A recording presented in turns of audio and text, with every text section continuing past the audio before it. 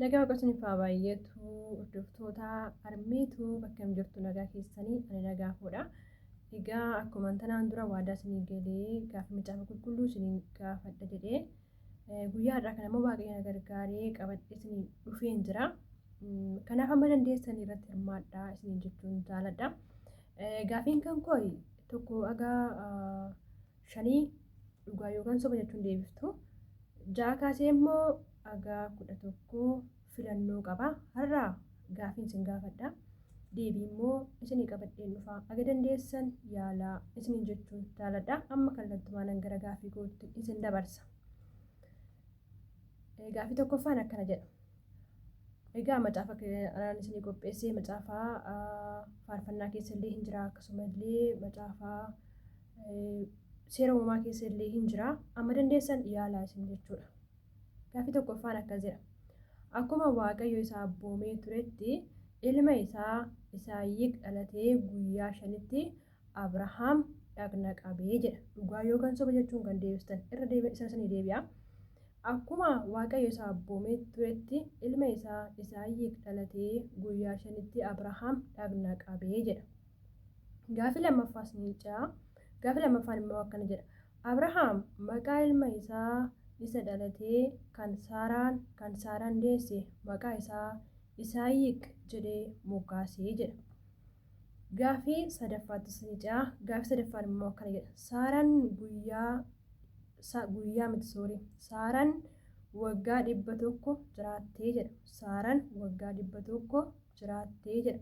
Gaafii arfaffaattis ni jira. Bishaan badiinsaa sun egaa darbee booddee Nohi waggaa 350 jiraatee jedha. Gaafii shanaffaattis ni jira. Hojjettuun haadha manaa Abrahaam kan Saaraa Aggeher jedhamti jedha. Irraan isinii deebi'a. Hojjettuun haadha manaa Abrahaam kan Saaraa Aggeher jedhamti jedha. Kanas dhugaa yookaan soba jechuun deebiftu. Gaafii koo amma ja'affaatti ce'a. Ja'affaan immoo akkuma dura isinii jedhe filannoodha jechuudha. Gaafii ja'affaan immoo akkana jedha. Abrahaam jechuun maal jechuudha jedha. Abrahaam jechuun maal jechuudha jedha. Filannoo qaba. Abrahaam jechuun aan abbaa saba baay'ee jechuudha.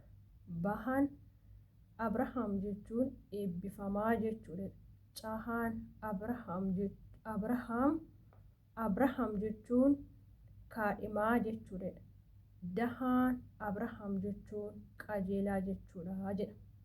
Irraan isinii deebi'a. Gaafii ja'affaarra jirra. Abrahaam jechuun maal jechuudha? Abrahaam jechuun maal jechuudha? Filannoo qaba. Aan abbaa saba baay'ee jechuudha. Baan eebbifamaa jechuudha. Caan kaadhimaa jechuudha. Dahaan qajeelaa jechuudha. Gaafii torbaffaattan isinii ce'a. Gaafii torbaffaan immoo akkana jedha. Saaraan dhiifama.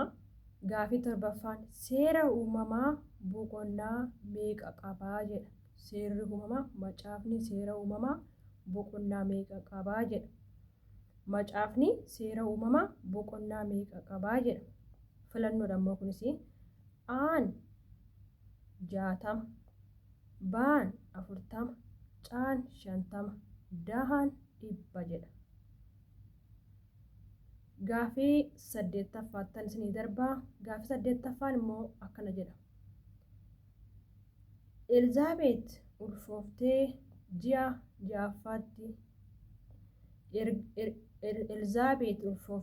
6ffaatti ergamichi Gabreelii waaqayyo biraa kutaa biyya maal jedhamutti argamee jedha. Irraan isinii deebi'a. Gaafii 8ffaa dhageenyeerra. Elizaabeet ulfooftee ji'a 6ffaatti ergamichi Gabreelii waaqayyo biraa kutaa biyya maal jedhamutti argamee jedha. Waaqayyo biraa ergamee dhufee kutaa biyya maal jedhamutti argamee jedha. Kunis filannoo qabaa. Isiniif hin dubbisaa. Seeraan na caqasaa. Aan kutaa biyya Gibxii. Bahaan kutaa biyya Israa'elii. caan kutaa biyya Galiilaa mandara Naaziriit jedhamtutti dahaa deebii hin qabu jedha. Isa kana mee irra isinii deebi'aa xiqqoo barreeffamni isaa dheeraa waan ta'eef gaaffii 8 irra jirra.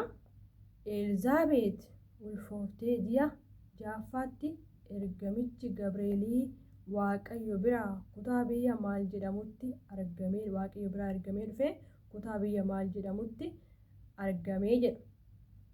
Kutaa biyya Gibxii baadha. Aan kutaa biyya Gibxii baan biyya biyya Esaay caan kutaa biyya Galiilaa mandara Naaziriit daa deebii qabu jedha. Amma gaaffii 9ffaarra geenyee jirra. Gaaffii 9ffaan immoo akkana jedha. Abrahaam biyya Kanaan keessa waggaa meeqa jiraate jedha. Abrahaam biyya Kanaan keessa waggaa meeqa jiraate? Abrahaam biyya Kanaan keessa waggaa meeqa jiraate? Kunis immoo filannoo qabaa. Na caqasa. Gaaffii 9ffaarra geenyeerra. Abrahaam biyya Kanaan keessa waggaa meeqa jiraateedha? Gaaffii aan waggaa 15, baan waggaa 22, caan waggaa 30, daan waggaa 100. Gaaffii 10ffaarra geenyee jirra. Gaaffii 10ffaan akkana jedha. Inni baay'ee salphaadha. Anis gaaffii salphisa ni baasee jechuudha. Gaaffii 10ffaan macaafni fakkeenyaa boqonnaa meeqa qabaadha? Macaafni fakkeenyaa boqonnaa meeqa qaba? Kunis immoo filannoo qaba jechuudha. Macaafni fakkeenyaa boqonnaa meeqa qaba? Aan boqonnaa 50, baan boqonnaa 30, caan boqonnaa 55, daan boqonnaa 40. Gaaffii 10ffaarra jirra. Gaaffii sadhumaa 11ffaan isinii dubbisa jechuudha. Gaaffii isa dhumaa 11ffaan maal jedha? Yoonaas fuula Waaqayyoo dura mandara maal jedhamutti boqatee jedha. Baqate. Yoonaas fuula Waaqayyoo dura mandara maal jedhamutti baqatee jedha. Namni Yoonaas wallaaltan hin jirtanii. Seenaa Yoonaasis wallaaltan hin jirtanii. Fuula Waaqayyoo dura maal godhee akka baqate akkasumallee immoo eessa biyya kamitti akka baqate filannoo qaba jechuudha. Isiniif hin dubbisa. Irra isinii deebi'ame. Yoonaas fuula Waaqayyoo duratti Yoonaas fuula Waaqayyoo dura mandara maal jedhamutti baqatee jedha. Fuula Waaqayyoo dura Yoonaas mandara maal jedhamutti baqatee jedha. Filannoo qaba isiniif hin dubbisa.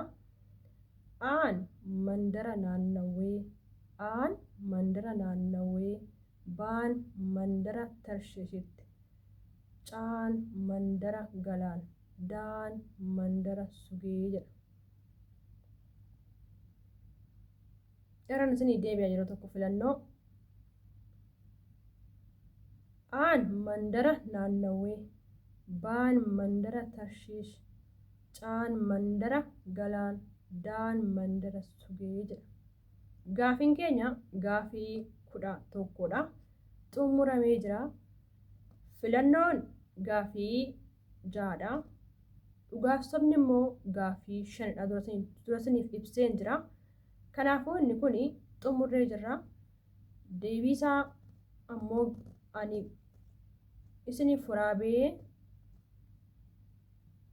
boqonnaa isaa wajjiniin hundumaan isiniif qopheessaa jechuudha. Kanaafuu guyyaa irraa kana asuma irratti xumureen jira. Amma dandeessan yaalaa. Yoo isinitti tole immoo itti fufnaa. Gaaffii isin gaafadhaa. Immoo amma dandeessan iyyaaltuu jechuudha. Kanaaf guyyaa irraa kana asuma irratti xumuree eebbifamaa isiniin jechuun jaaladha. Carraa gaarii.